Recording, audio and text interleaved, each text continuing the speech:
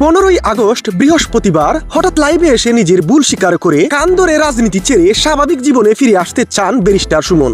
কিন্তু তার এমন ক্ষমা চাওয়াতে এত মানুষের মন গলেনি, উল্টো তাকে নিয়ে অনেকে বাজে মন্তব্য করেছেন। এমন একটি ভিডিও সোশ্যাল মিডিয়া ভাইরাল হলে এবার ব্যারিস্টার সুমনকে নিয়ে লাইভে এসে যা বললেন মাশরাফি। তিনি বলেন, সবাই মানসিকভাবে বিপর্যস্ত, আমি এটা জানি, তবুও যেন একটা কথা না বলে পারছি না।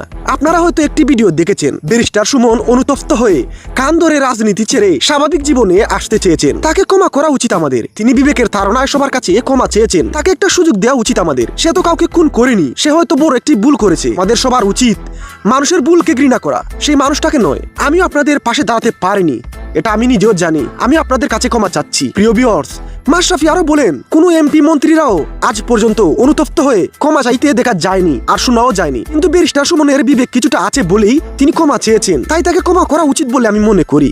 তাই প্রিয় ভিউয়ার্স, ব্যারিস্টার সুমনকে আসলে কি ক্ষমা করা উচিত? আপনাদের মনে কি প্রশ্ন? প্লিজ কমেন্ট বক্সে জানিয়ে দিন আপনাদের মতামত।